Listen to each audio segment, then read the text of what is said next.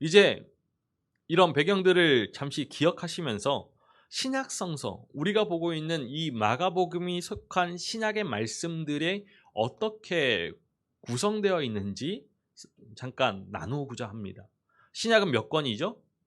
27권입니다. 그렇죠? 처음에는 복음서, 마태복음이 있고 마지막에는 요한계시록이 있죠.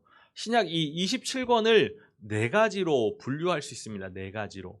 첫 번째 복음서, 그리고 역사서, 그리고 서신서, 그리고 예언서. 복음서에는 마태복음, 마가복음, 누가복음, 요한복음이 있습니다. 공간복음인 마태, 마가, 누가와 사복음서인 요한복음, 그렇게 해서 복음서가 네 권으로 이루어지죠. 예수 그리스도에 대해서 소개하고 그 사랑과 그 희생, 십자가의 죽음을, 부활을 전하여 주는 사복음서가 있습니다. 그리고 역사서, 어떠한 성경이 역사서이냐? 바로 사도행전이죠. 사도행전.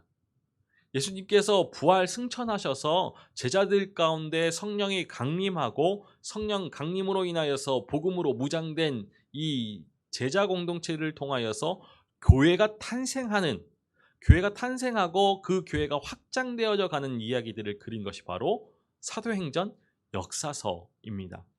세 번째 신약 성서의 구분은 서신서입니다. 말 그대로 편지이죠.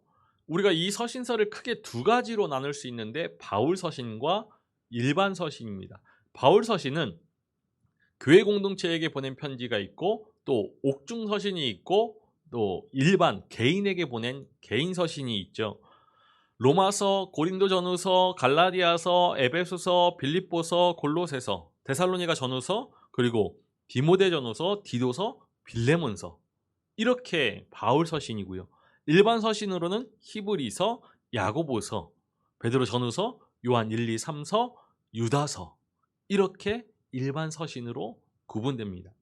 마지막으로 이 신약의 26권이 지나갔고 마지막 27번째 그 성경은 요한계시록, 예언서이죠. 묵시문학으로 이렇게 우리에게 전하여주는 요한계시록이 성경의 신약의 마지막입니다. 이러한 신약 성경이 쓰여진 시대의 세 가지 주요 시대를 우리가 구분할 수 있는데 27권의 세 가지 시대는 예수 그리스도의 시대, 그리고 성령 시대, 성령 시대로 나누면서 이 성령 시대가 교회가 태동되는 교회 시대와 교회가 선교하는 선교 시대로 세 시대로 구분할 수 있습니다. 예수 그리스도 시대는 복음서에 국한되죠. 사복음서에 국한됩니다. 예수 그리스도의 탄생, 그리고 예수 그리스도의 성장을 이야기하면서 예수 그리스도께서 인간으로 오셨다, 성육신의 사건을 전해주면서 인간과 똑같은 삶을 살아가던 그 성장의 시기, 그리고 이어서 공생의 3년 동안 병들고 귀신 들리고 가난한 자에게 그 삶의 회복을 선포하였던 공생의 시간, 그리고 십자가의 죽으심과 부활의 사건을 전해주면서 인간을 고통스럽게 만드는 죄와 그 죽음의 권세를 깨뜨리신 그러한 예수 그리스도의 생명의 사건을 우리에게 전해주죠. 그게 바로 사복음서 예수 그리스도의 시대입니다.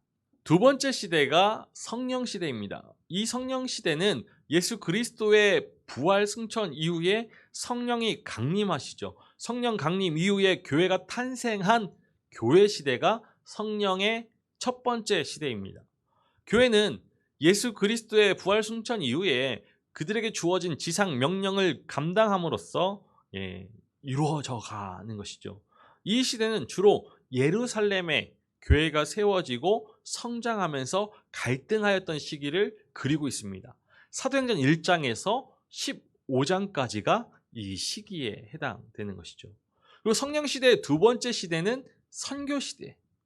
주님께서 교회에게 맡기셨던 그 지상 명령을 예루살렘에 국한된 것이 아니라 땅 끝에까지 이 명령을 감당했던 시기로서 예루살렘, 유대, 그리고 온 땅까지 그 배경들이 이루어지는 것이죠.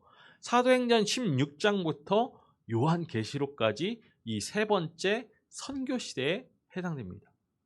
그러면 우리가 이제 조금 더 집중하여서 보겠는데요. 예수 그리스도의 시대, 사복음서가 기록되어졌던 예수 그리스도의 시대에 해당되는 이 사복음서에 대해서 조금 간략하게나마 집중해서 보고자 합니다. 첫 번째로 공간복음이죠. 마태, 마가, 누가. 왜 공간복음, 공관이라고 이야기할까요? 공간이 아니라 공관입니다. 관.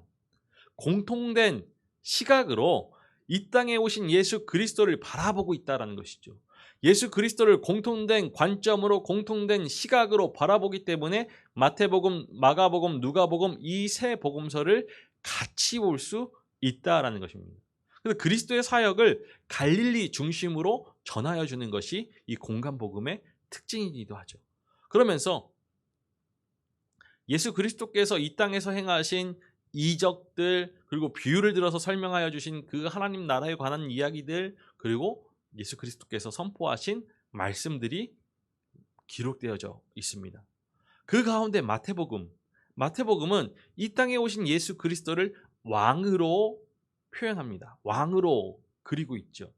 마태복음이라는 이 복음서가 원래 유대인들을 겨냥하여서 쓴 성경이기 때문에, 말씀이기 때문에 예수님이 그들이 오랫동안 기다렸던 메시아, 다윗의 자손, 이거 예수 그리스도의 삶은 구약의 그 말씀들을, 예언을 성취하는 그런 인생으로서 유대인들에게 보여주고자 기록한 복음서입니다. 아무래도 언약의 성취에 집중하다 보니까 구약을 인용한 말씀들이 많이 기록되어 있는 것을 우리가 볼 수 있죠. 마가복음은 예수 그리스도를, 이 땅에 오신 예수 그리스도를 종으로 묘사하면서 인자라는 표현을 많이 쓰죠. 마가복음은 마태복음과 달리 로마인들을 대상으로 기록한 것이기 때문에 이 마가복음에는 예수님의 족보가 등장하지 않습니다. 왜냐? 예수님을 종으로 그리고 있기 때문에 사람들은 이 종의 족보에 대해서 관심이 없는 것이죠. 흥미를 가지지 않기 때문에 족보에 대해서 소개할 필요가 없습니다. 그래서 더불어서 예수님의 탄생 또한 이야기하고 있지 않죠. 마태와 누가는 예수님의 탄생에 대해서 사건을 들어서 설명해 주고 있는데 마가는 그렇지 않습니다. 다른 복음서보다 더 많은 기적을, 이적을 기록하고 있죠. 로마인들이 말씀보다는 사건에, 행동에 관심을 두고 있기 때문입니다. 그리고 공간복음서의 마지막 누가복음은 이 땅에 오신 예수 그리스도를 완전한 인간, 참 인간으로 그리고 있죠. 이 누가복음은 사도행전과 마찬가지로 헬라인들을 위해서 쓰여진 것이기 때문에 예수님의 족보를 소개할 때 예수님의 세계는 아브라함을 넘어서서 최초의 인간 아담에게까지 소급되어서 소개하고 있습니다. 이 공간복음서와 제4복음서를 이루는 요한복음은 예수 그리스도가 이 땅에 오시기 전부터 하나님의 아들이심을 가장 강력하게 증거하고 있죠.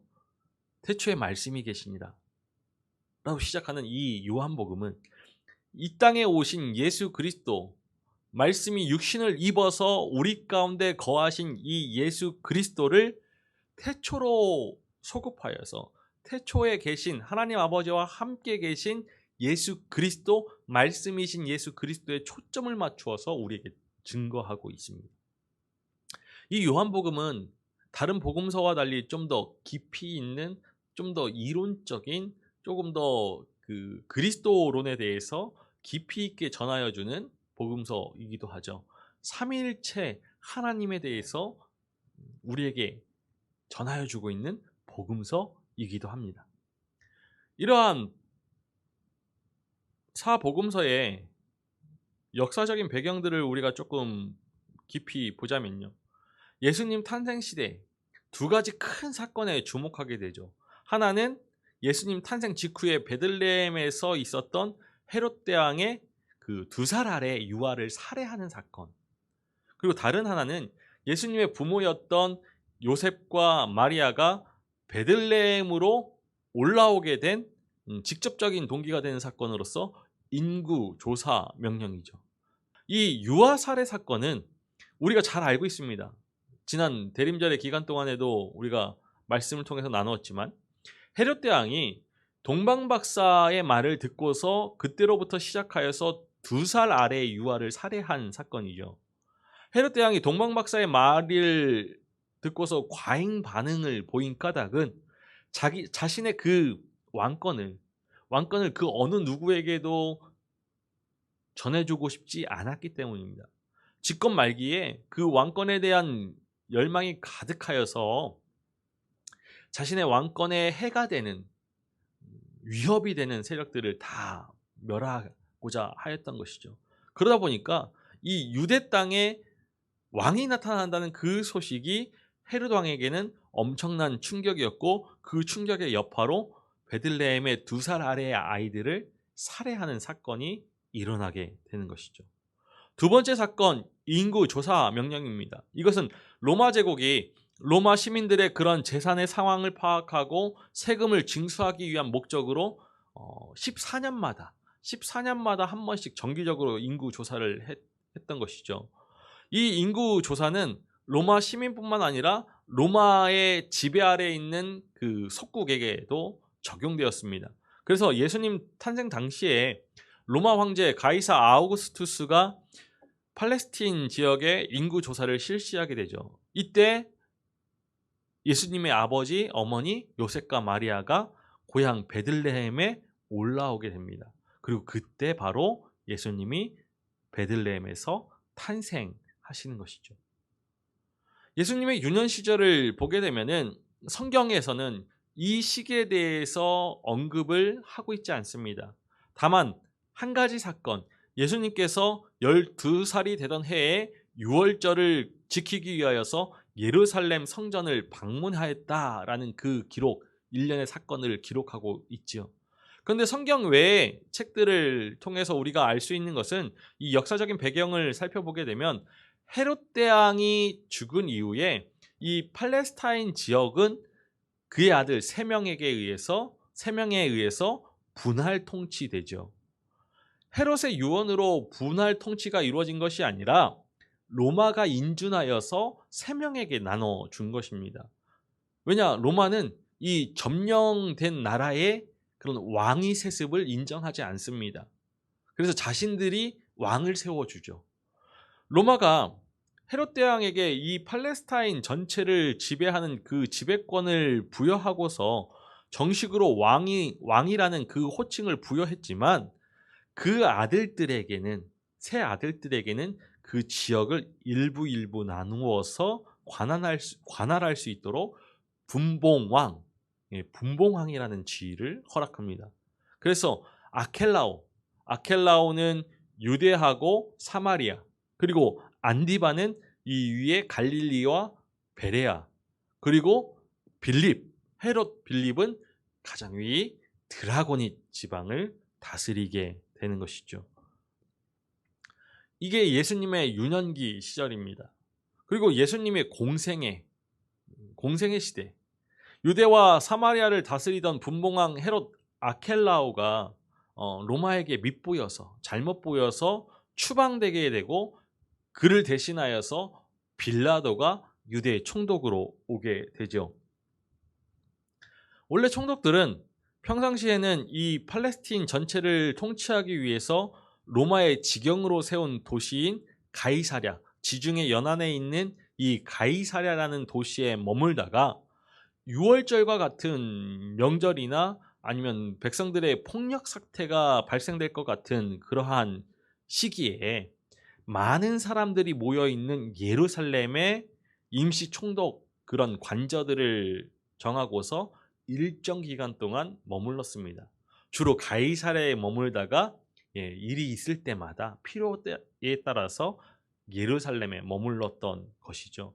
예수님 당시에도 그러한 상황이었습니다. 예수님이 대제사장들에 의해서 잡혀서 빌라도에게 넘겨질 때에도 빌라도는 그 폭동이 일어날 것을 염려하여서 예루살렘에 머물고 있었던 때이죠.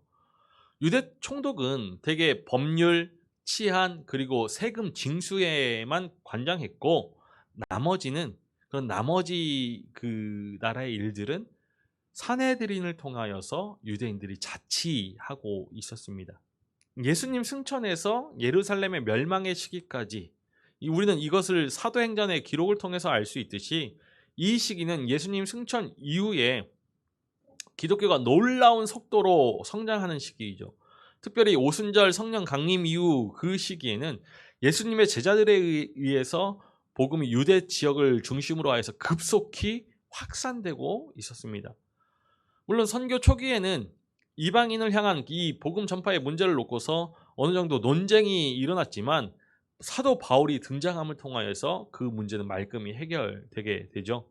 더욱이 선교 역사에 있어서 바울의 출현은 매우 획기적인 결과, 복음의 전방위적인 확장을 초래하게 됩니다. 그에 의한 3차 전도 여행은 지중해를 사이에 둔 여러 지역에 복음이 효과적으로 전파되는 계기가 되었고, 이로 인하여서 많은 교회가 세워지고 많은 그리스도인들이 세워지게 됐죠. 한편 예수님의 순환 직후부터 기독교는 박해의 대상이 되었습니다. 특히 로마 제국은 그들의 점령지 속국에게 로마의 황제를 숭배하도록 그 로마 황제 숭배 정책을 펼쳐왔는데, 기독교인들은 유일하신 하나님 여호와 하나님에 대한 그 신앙 때문에 황제 숭배를 거부하게 되죠. 그래서 박해를 피할 수 없었습니다. 로마 제국 이 클라우디우스 황제 때부터 대대적인 박해를 시작하여서 AD 기원후 64년 로마의 대화재 사건 때 로마 황제 네로의 박해 극심하게 경험하게 됩니다. 이것이 복음서의 역사적인 배경이지요. 우리가 이 역사적인 배경들 속에서 예수님의 생애를 바라보게 되면 예수님의 생애는 크게 세 가지로 나눌 수 있습니다. 어린 시절, 탄생과 어린 시절, 그리고 공생의 3년, 그리고 십자가와 부활, 승천하는 시간. 이렇게 세 시기로 볼 수 있죠. 첫 번째로 예수님의 탄생, 어린 시절입니다. 동정녀 탄생. 우리가 지난 대림절의 시간에도 아주 짧게 이야기했지만 예수님의 이 동정녀 탄생의 이야기는 많은 스캔들의 주제이죠. 그러면서 왜 하나님께서는 동정녀를 통하여서 예수님이 태어나게 하셨을까? 이 질문에 대한 답을 해야 하는 것이죠. 예수님은 인간의 원죄를 가지고 태어나신 분이 아니십니다. 원죄의 사슬 속에 있는 사람이, 죄가 있는 사람이 죄 있는 사람을 구원할 수 없기 때문이죠. 화목의 제물로, 희생의 제물로 이 땅에 오신 예수님은 죄가 없으신 분이십니다. 그래서 동정녀 탄생이 하나님의 계획이었던 것이죠.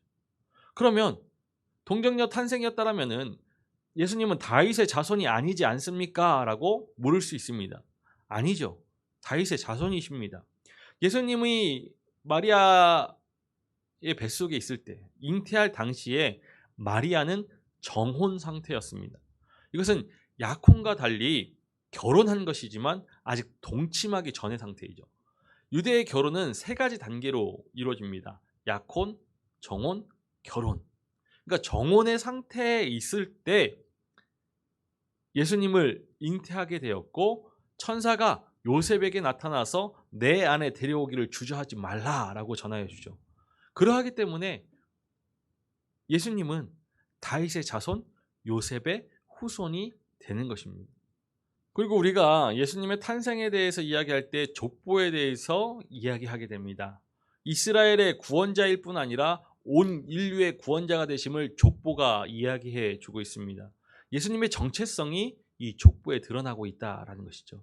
그런데 사복음서에 다 나오는 것이 아니라 마태복음과 누가복음만 이 족보에 대해서 기술하고 있습니다.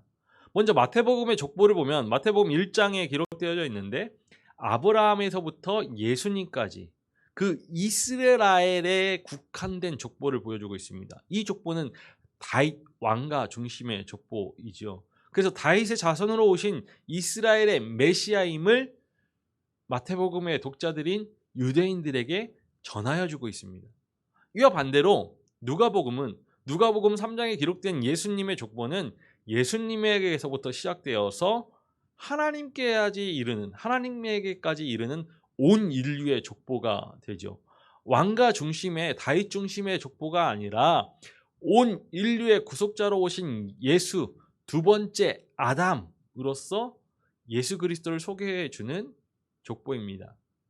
헬라인들에게 누가복음의 대상이 헬라인들이기 때문에 이렇게 확장하여서 족보를 소개하고 있는 것이죠. 이 두 족보를 보면 예수님의 족보를 보면 약속의 자손인 예수 그리스도께서 이스라엘의 회복을 위해 오셨지만 그 이스라엘의 존재 이유, 이스라엘을 선택하신 이유가 온 인류를 구원하기 위한 것이라고 할 때 예수님은 궁극적으로 인류를 회복시키기 위하여서 인류를 구원하시기 위하여서 오셨다라는 것이죠. 예수님 탄생 당시에 일어난 일들을 살펴보면요. 인류의 왕으로 오실 분이심을 확인시켜주는 일들과 그리고 인간 가운데 가장 비천한 자로 태어나신 분이시라는 두 가지 일들을 볼 수 있습니다. 인류의 왕으로 이스라엘의 왕으로 오셨다라는 것은 누가복음에 기록되어져 있는 엘리사벳의 예언, 그리고 동방박사들의 경배, 목자들의 체험과 목자들의 경배, 그리고 헤롯의 유아 학살 사건, 그리고 시므온과 안나의 찬양으로 인류의 왕으로 구원자로 오신 그 예수 그리스도에 대해서 소개해 주고 있죠. 그리고 비천한 자로 가장 낮은 자의 모습으로 태어나신 사건들은 마국간에서 태어나신 것, 애굽으로 피신하신 것, 나사렛에서 이름 없이 보내었던 그 유아기를 소개하는 본문들로 우리가 볼 수 있습니다. 그러니까 이 탄생의 이야기 속에는 하나님이신 예수께서, 우리 주 예수 그리스도께서 그 하늘의 보좌를 버리시고 낮고 낮은 이 땅에 오신 모습을 통해서 인류의 구원자 되신 예수 그리스도의 사랑을, 그 긍휼을, 은총을 잘 보여주고 있다라는 것이죠. 예수님의 탄생에 이어서 우리가 보아야 할 예수님의 어린 시절은 앞서도 말씀드렸듯이 성경의 말씀이 자세히 전하여주고 있지 않습니다. 간략하게나마 볼 수 있는 것이 누가복음 2장의 말씀들이죠. 정결 예식을 위하여서 예루살렘에 올라가는 사건들, 그 첫 번째 유월절을 경험하게 되는데, 성경은 예수님이 어린 시절 가운데 12살에 첫 번째 유월절을 맞아서 예루살렘에 올라간 이 이야기만을 유일하게 전해주고 있습니다. 그런데 이 첫 소개가 아주 큰 의미를 가지고 있는 것이죠. 예수님이 공생애를 시작하기 전 이 어린 시절에 인간들과 똑같은 삶을 살면서도 계속 그 자신이 유월절 어린 양처럼 인간을 죽음에서 구원하기 위하여서 죽어야 할 존재임을 자각하였다는 것을 의미하는 것입니다. 그래서 그 하나의 사건을 우리에게 전달해 주고 있는 것이죠. 유월절 어린 양. 예수님의 생애를 보면은 이 유월절과 긴밀한 것을 볼 수 있습니다. 깊은 연관을 맺고 있는 것을 보고 있죠. 12살 때 성전으로 처음 올라간 날이 바로 유월절입니다. 유월절을 기념하기 위하여서 예루살렘에 올라가셨죠. 그리고 공생애 3년 동안에 매년 첫째, 둘째, 셋째 해마다 예루살렘에 올라가셨습니다. 예루살렘에 올라간 때가 바로 유월절이지요. 그리고 십자가에서 죽으신 날도 유월절입니다. 최후의 만찬을 하신 것도 유월절 식사를 기념하기 위하여서 최후의 만찬을 제자들과 나누셨죠. 이렇게 예수님과 유월절이 연관되어지는 것, 깊은 관계를 맺고 있는 것은 예수님께서 유월절 어린 양이 되시기 때문입니다. 유월절이 어떠한 사건입니까? 출애굽을 하기 위하여서 어린 양의 피를 지방 문설주에 피를 발라놓은 것이죠. 그래서 죽음을 몰고 오는 그 사자가 이 피가 칠해져 있는 문설주를 바라보고서 그 집에 담을 넘어간 유월한 사건이 바로 유월절입니다. 우리가 출애굽을 기념하는 절기인 유월절을 깊이 있게 생각하는 이유는 우리가 마가복음을 앞으로 읽어가야 되는데 마가복음을 읽는 새로운 관점이 바로 새 출애굽, 이 땅에 오신 예수 그리스도, 어린 양이신 예수 그리스도를 통하여서 이루어지는 새 출애굽이기 때문입니다. 우리가 예수님의 생애에 긴밀하게 등장하는 이 유월절이라는 절기를 복음서의 말씀을 읽으면서 의미 있게 한번 보아야 합니다. 유월절, 어린 양, 예수 그리스도, 그리스도의 보혈, 이것을 기억하면서 말씀을 읽으면 예수 그리스도의 십자가와 예수 그리스도의 부활이 더 깊이 다가오게 되는 것이죠. 우리가 집중하여서 보아야 할 예수님의 그 시기가 공생애입니다. 공생애의 첫 시작은 세례를 받으시는 것으로 시작되죠. 세례라는 것이 원래 이방인들이 유대교에 입교할 때 그 자신들이 지은 죄를 씻기 위하여 받는 예식이었습니다.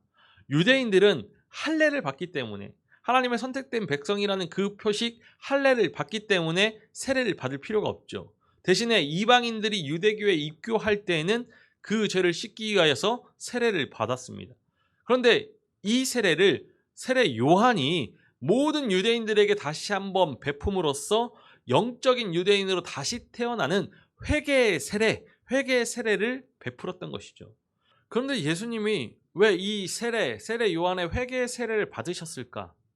죄 있는 자가 그 죄를 씻기 위하여서 받는 세례를 왜 죄 없으신 예수님께서 받으셨을까?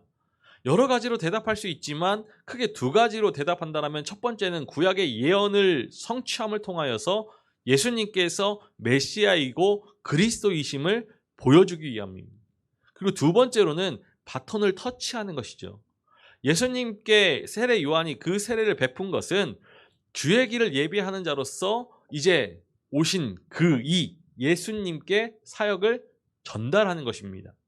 예수님께서 세례를 받음으로써 주의 길을 예비하였던 그 세례 요한의 사역이 끝나고 예수님의 사역이 시작된다는 것을 보여주기 위함인 것이죠. 예수님은 금식으로 기도하십니다. 40일간 광야의 금식 기도는 공생애를 출발하는 예수님에게 대단히 중요하였던 사건이자 시간이었죠.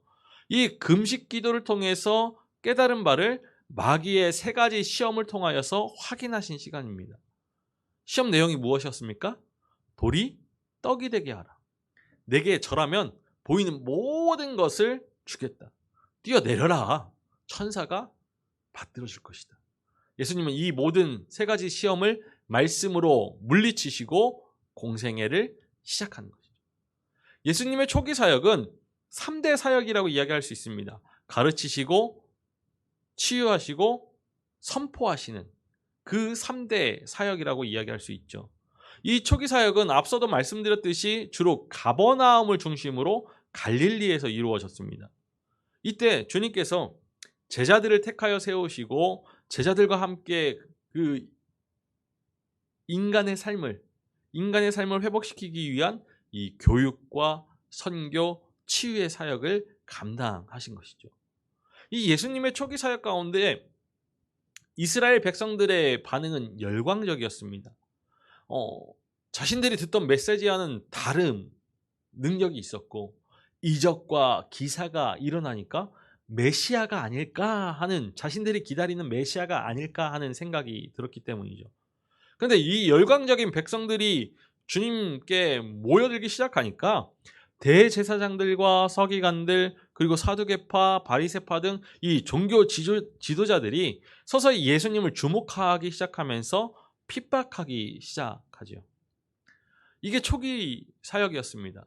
근데 후기 사역으로 넘어와서 이 후기 사역이라고 정확하게 우리가 구분할 수 없지만 대략 12제자들을 파송하시고 그들에게 사역을 맡기셨던 때가 바로 후기 사역이 이다라고 이야기할 수 있습니다. 이 후기 사역 동안 예수님은 주로 갈릴리 북부를 비롯해서 이스라엘을 전체를 돌아다니시면서 예루살렘에 이르기까지 먼 거리를 여행하시면서 초기 사역을 계속해서 이어가시는 가운데 세 차례에 걸쳐서 순환 예고를 하시죠. 이 순환 예고가 중점을 이루었던 것이 바로 후기 사역입니다. 그런데 한 가지 특이한 것은 이 무렵에 종교 지도자들의 감시가 더욱더 심화되고 예수님의 허점을 잡으려고 집요하게 노리는 가운데, 그러한 가운데서도 예수님은 이 종교 지도자들을 향한 비판의 메시지를 오히려 더욱더 날카롭게 던지셨고, 그 메시지는 율법주의자들이 들으면 기절할 정도의 파격적이었다라는 것이죠. 이로 인해서 결국 예수님은 십자가에 달려 돌아가시게 되죠. 종교 지도자들의 그러한 핍박과 박해가 절정을 이룬 것이 바로 예수님의 십자가입니다. 십자가 죽음, 그 죽음이 예수님의 마지막 시기이죠. 십자가의 죽음과 부활, 승천. 십자가는 죄의 대가를 대신 지불하기 위해서 죽음 안으로 들어가신 예수님의 고귀한 사랑의 결정체이죠. 인간을 그렇게도 고통스럽게 하는 모든 것들이 다 사망의 세력들입니다. 불안, 염려, 분노, 굶주림, 병듦, 또 실패, 고독, 여러 가지 것들을 이야기할 수 있겠죠. 이 모든 것들이 사망의 세력입니다. 수없이 몰려오고 언제 어디서나 존재하는 것들, 이 사망의 그림자가 드리운 인생들, 이 인생들을 긍휼히 여기시고 불쌍히 여기셔서 이 사망의 그림자를 걷어내시고자 예수님께서 결심하십니다. 그런데 이 일이 결코 쉽게 이루어지는 것이 아니죠. 그 중심까지 죄로 물들어서 철저하게 타락한 이 인간들이 뒤집어 쓰고 있는 이 죄와 사망의 굴레, 이 저주의 굴레를 풀지 않고서는 이루어질 수 있는 일이 아닙니다. 누군가 죄 없는 자가 대신하여서 죽을 수밖에 없는 것이죠. 그래서 예수님께서 이 공생의 후기 동안에 계속해서 십자가를 묵상하기 시작하셨고, 결국 십자가에 자신의 생명을 내어 주신 것이죠. 예수님은 이 십자가에 달리시기 위하여서 두 가지 재판을 받게 되는데, 종교 재판과 정치 재판입니다. 종교 재판에서 받은 제목은 신성 모독, 성전 모독이었고, 정치 재판에서 받은 제목은 유대인의 왕을 사칭한 반란 죄였습니다. 이렇게 두 번의 재판을 받으신 이유는, 종교적인 재판과 정치 재판을 받으신 이유는, 그 당시 이 산헤드린 공의회 종교 지도자들은 사형 집행권이 없었습니다. 그래서 정치적인 제목을 붙여서 사형의 십자가 죽음에 이르게 한 것이죠. 십자가에서 주님은 육체가 겪을 수 있는 최대의 고통과 죽음, 그리고 인격의 철저한 파괴, 그리고 영혼의 버림까지 영혼 육이 죽은 완전한 죽음을 경험하셨죠. 우리를 구원하시기 위하여서 완전한 죽음에 이르렀습니다. 그런데 이렇게 끝나면 우리의 신앙이 이루어질 수 없죠. 십자가의 죽음 이후에 부활은 십자가 죽음의 결론이자 마무리가 되는 것이죠. 십자가의 죽음이 위대한 것은 그 뒤에 분명 부활이 있기 때문입니다. 그래서 예수님의 부활은 순환의 그 예고 때마다 언제나 십자가 죽음 뒤에 나오는 것이죠. 예수님의 부활은 영, 혼, 육이 부활하는 완전한 부활이었습니다. 부활하신 예수님은 40일 동안 8번 나타나셨는데, 자신을 배반한 그 제자들과 사람들에게 샬롬의 메시지를, 그 죽음의 포위망이 무너지고 그 사이로 하늘의 평강이 평안히 임하고 있음을 알리기 위해서이지요. 그렇게 예수님은 부활하셔서 평화의 메시지를 우리에게 허락해 주셨습니다. 마지막 승천, 하늘로 오르시죠. 땅의 제한적인 시간에서 떠나서 모든 인류에게 임하시는 시간입니다. 주님의 승천은 그 당시 땅에 살고 있던 사람들에게는 주님과 이별하는 이별의 이야기일지 모르겠지만 지금 여기 이 시간을 현실을 살아가고 있는 우리에게는 다시 만날 만남의 이야기이죠. 성령을 통해서 만나고 남은 사역을 위탁한 우리 교회 공동체, 신앙 공동체를 통해서 만나고 지금 우리와 함께 하시는 임마누엘의 주로 만나는 만남의 이야기입니다. 그리고 이제 주님은 그렇게 승천하신 모습 그대로 다시 오실 때까지 우리에게 이 주어진 시간들이 영생을 위한 기회라는 사실을 깨닫게 하는 것이죠. 이것이 예수님의 마지막 십자가와 부활, 승천의 이야기입니다. 오늘 우리는 마가복음 강해에 앞서서 신약의 배경이 되는 신구약 중간사, 말씀의 침묵시대의 그런 역사적인 배경들, 지리적인 상황들을 바라보고 또 신약성경 27권의 구분과 복음서, 사복음서를 바라보면서 그들이 전하고자 하는 중점 메시지들, 그러면서 복음서가 전하고 있는 예수 그리스도의 생애, 예수 그리스도의 시대에 대해서 간략히나마 보았습니다. 이러한 배경들이 우리의 성경적인 지식, 말씀의 지식이 되어서, 말씀의 배경이 되어서 말씀을 바라볼 때 이래서 이렇구나 라는 것을 깨달을 수 있는데요. 좀 더 깊이 많이 나누지 못함이 조금은 아쉽지만 우리가 마가복음으로 넘어가기 위해서는 이 정도 이해하고 넘어가야 할 것 같습니다. 우리가 이제 다음 주에는 마가복음에 대해서 개관해 보고자 합니다.